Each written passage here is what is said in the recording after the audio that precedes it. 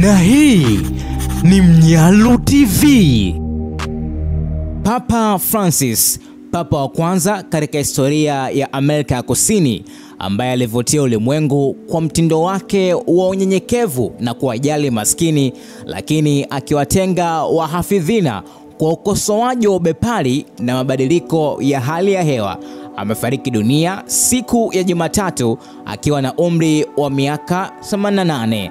Saa 1:35 asubuhi ya leo, askofu wa Roma Francis alirudi nyumbani kwa baba yake na maisha yake yote yaliwekwa wakfu kwa huduma ya Bwana katika kanisa lake, na Farrell alisema katika tangazo hilo. Alitufundisha kuishi maadili ya Injili kwa uaminifu, ujasiri na upendo wa ulimwengu mzima, hasa kwa maskini zaidi na waliotengwa zaidi.